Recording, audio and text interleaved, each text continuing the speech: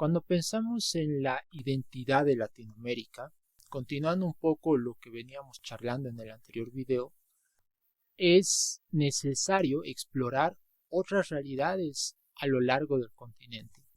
Particularmente vamos a explorar por ahora 3 países, cuyas películas nos hablan de 3 razones fundamentales dentro de esta construcción de la identidad.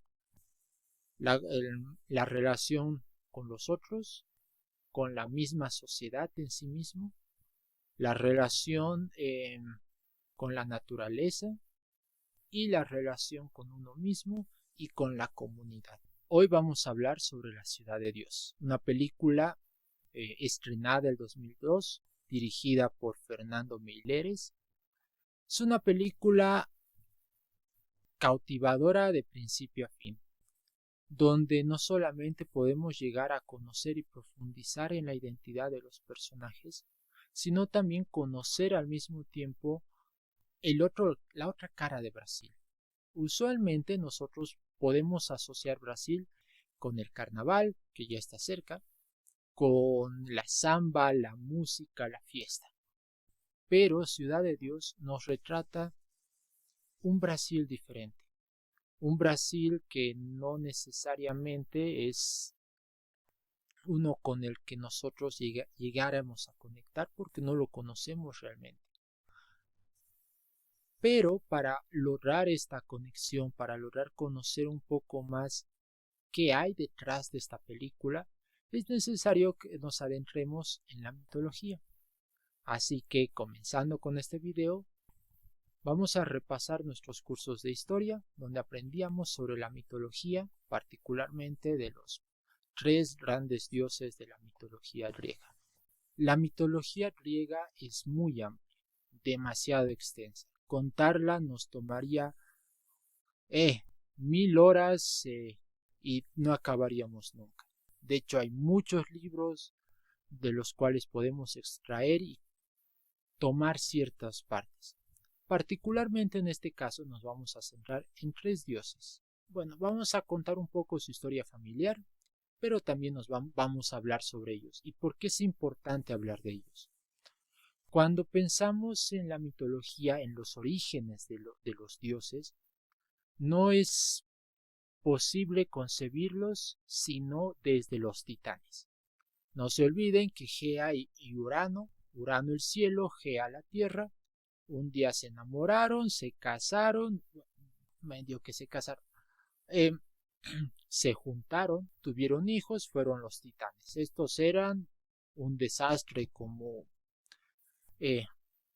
pseudo dioses o primeros dioses.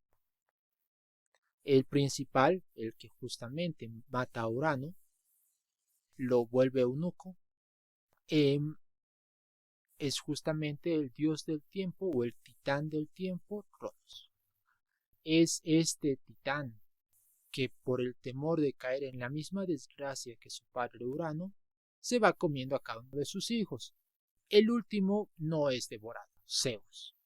Zeus se salva gracias a su mamá, se va a vivir a un lugar muy lejano con una mamá cabra y todos felices hasta que Zeus, semifelices, creciendo en la barriga de su papá.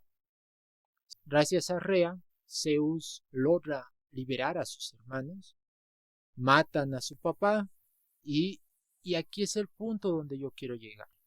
¿Qué hacen? Se reparten la tierra. Después de que muchos de los países que componen Latinoamérica comenzaron a liberarse del yugo español o del yugo brasilero o de los diferentes países sobre los cuales estaban dominados, se despojaron de ellos, los expulsaron de alguna manera, pero quedaba esta ambigüedad. Muy bien, aquí tenemos una tierra. ¿De quién es? ¿A quién corresponde qué parte? De ahí que en la mitología nos encontramos con que Zeus dice: el cielo es mío porque yo tengo un rayo y no es concebible que yo pueda lanzar un rayo desde el mar. No, así que no. Poseidón ya tenía cierta cercanía con el mar, además tenía un tridente, así que encaja muy bien. Al que lo mandan de alguna manera al inframundo es a Hades. Hay diferentes teorías. Me gusta mucho la introducción que tenía un podcast que ya ha desaparecido, o que ya lo descontinuaron en realidad, que era Tipos Míticos, el cual decía en su introducción: los mitos no tienen una historia oficial. Bajo esta premisa es que nosotros podemos entender un poco que esta división pudo o no ser equitativa. Pero hay algo llamativo.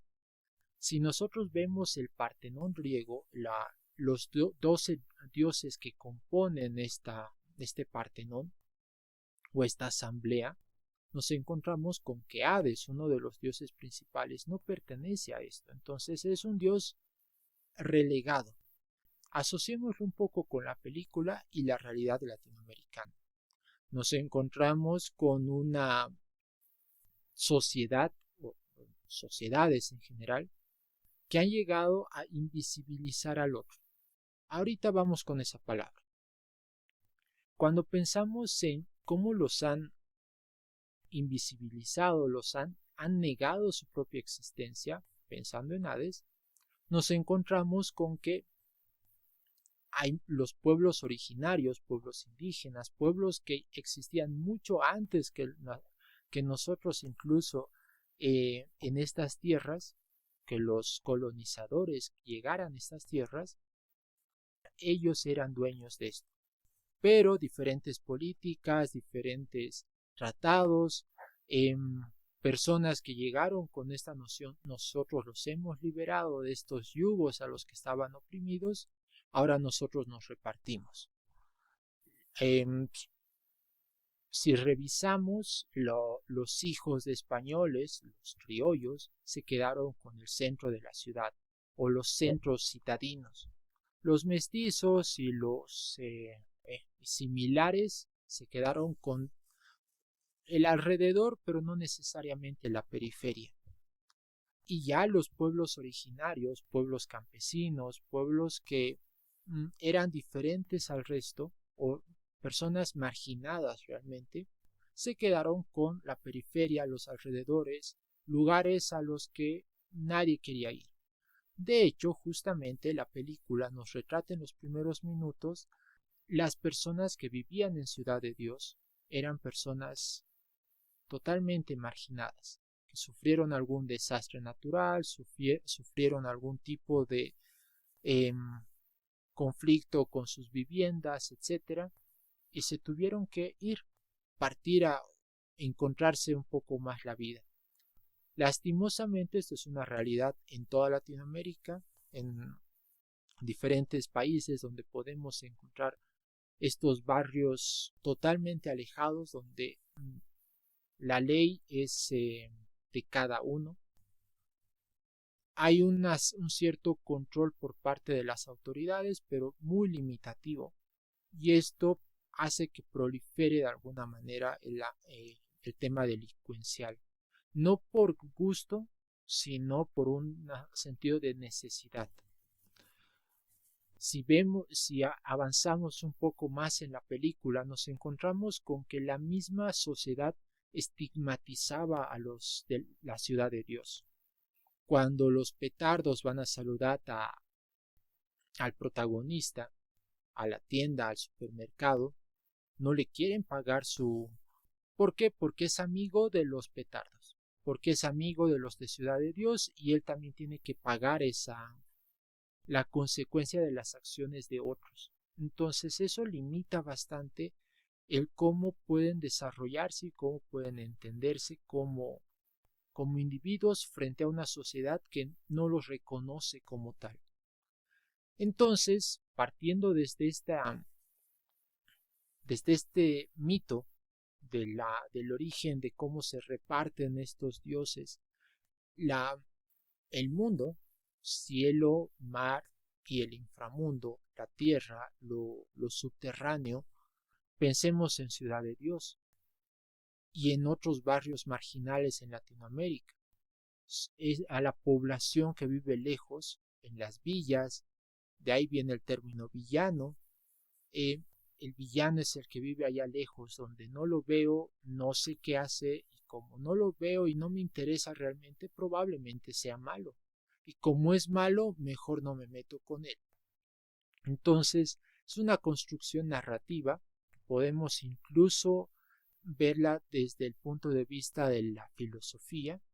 Nietzsche planteaba en su obra La genealogía de la moral que incluso la lengua es importante al momento de construir quién es bueno y quién es malo. Continuando con esta analogía en cuanto a estos mitos que consideramos cosa del pasado, cosa de la invención humana en cuanto a una explicación de la realidad, es posible entenderla también como una representación de nuestra misma realidad. No necesariamente vamos a conocer a dioses mitológicos que van a estar ahí en medio de nosotros, pero sí podemos tomar parte de inspiración en cuanto a estas representaciones que ellos tenían de una realidad bastante conflictiva para darle también sentido a nuestra propia existencia. Cuando nos adentramos un poco más en esta historia mitológica, principalmente en la división del inframundo griego, nos encontramos con 4 espacios, 4 terrenos, 4 zonas le llamaremos, tomando esta realidad mitológica y transportándola a una realidad que la película nos presenta. Es posible entender que el Tártaro es justamente estas favelas, estos espacios marginados, pero las personas en la última cadena alimenticia, aquellos que no pueden hacer nada más que sobrevivir o ganarse la vida como sea posible. Han sido totalmente olvidados, totalmente distanciados de una sociedad que ya no los reconoce como tal. Las favelas son una especie de Tártaro, son una especie de realidad totalmente olvidada. El siguiente escalafón dentro de esta jerarquía del inframundo es el Erebo, la tierra de los olvidados. Si lo comparamos desde esta perspectiva de la favela o los barrios marginales, podríamos asociarlo con estas personas que sobreviven a una realidad. Tienen falta de acceso a la educación, a la salud, a los servicios básicos. El grupo de personajes que encaja muy bien el Erebo, los petardos, son los que sobreviven. Se ganan la vida robando, molestando a las personas. Solamente se tienen a ellos y a nadie más que a ellos. El siguiente estadio dentro de esta construcción mitológica que estamos haciendo a partir de la película son los campos asfósdelos, la mayoría silenciosa. Podemos evidenciar a lo largo de la película las personas que van a la fiesta, los transeúntes, los dueños de negocios, familiares que están ahí entre las casas, que realmente no forman parte de esa dinámica conflictiva de la ciudad, pero tampoco son ajenos a ella. No pueden hacer realmente mucho porque saben que involucrarse puede ser contraproducente para ellos. Es una mayoría silenciosa. Nos encontramos con los Campos Elíseos, un espacio donde todos desean pertenecer. Hay 2 formas en las cuales podemos llegar a entender desde la mitología el cómo pertenecer a este espacio. Personajes como Zanahoria, personajes como C Pequeño, de alguna manera acceden a ese espacio. No forman parte de, pero pueden acceder al mismo, porque tienen poder, tienen riqueza, tienen cierto estatus dentro de la comunidad. Como les decía, hay 2 formas de pertenecer. Pensemos en la concepción egipcia, yéndonos a los vecinos de ahí abajo de los griegos. Los egipcios tienen la concepción, o por lo menos desde su mitología, tenían la concepción que antes que Osiris, durante el reinado del inframundo por parte de Set, las personas no entraban al inframundo, no entraban a este duat egipcio por buenas obras, sino era de acuerdo a la riqueza que tenían.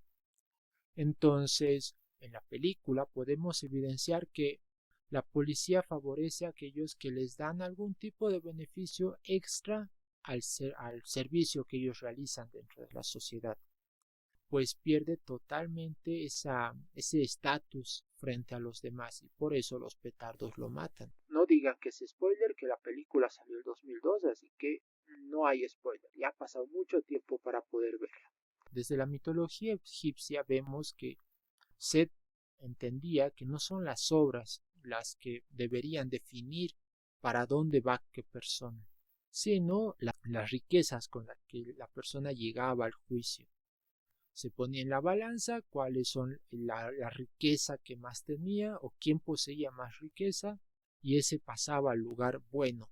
Ya con el cambio de administración, Set se va a los cielos a ayudar a Ra y Osiris asume la nueva administración. Ahí nos encontramos con que ya no es las riquezas, sino es el corazón frente a una pluma. Si las acciones, el corazón es bueno, la persona puede avanzar, puede crecer. En la película vemos estas dos contraposiciones. Aquellos que quieren avanzar a partir de violencia y riqueza, o hay aquellos que quieren avanzar a partir de buenas acciones.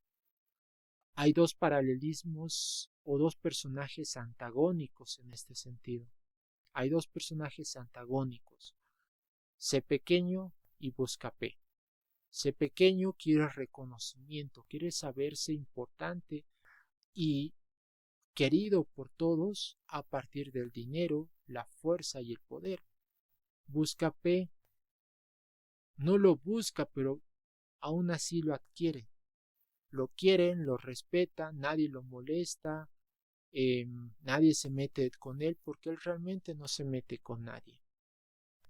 Es puro de corazón, se ha metido en problemas como cualquiera dentro del barrio, pero ha logrado mantenerse de alguna manera firme ante esa promesa que le hizo a su hermano, no tomar un arma. Cuando intenta, él no puede porque su misma naturaleza no le permite ser violento con las otras personas. Y es ese valor no reconocido por los demás, un valor diferente, lo que le permite salir, ser periodista, ser aquel que se enfrenta a problemas, pero no necesariamente con un arma en el bolsillo. Su única arma que dispara es la cámara y es la mejor de todas. Espero hayan disfrutado de este video, ha sido hecho con mucho cariño. Cambiamos de set porque mi perrito que lo ven allá atrás se adueñó de mi lugar, así que no, mejor cambiamos de lugar, así que ella se está acomodando allí a su gusto y a sus anchas. No se olviden darle like, suscribirse, darle a la campanita, que ahora sí voy a subir con más frecuencia videos. Un gusto compartir nos vemos y un gusto compartir este espacio con ustedes. Hasta la próxima.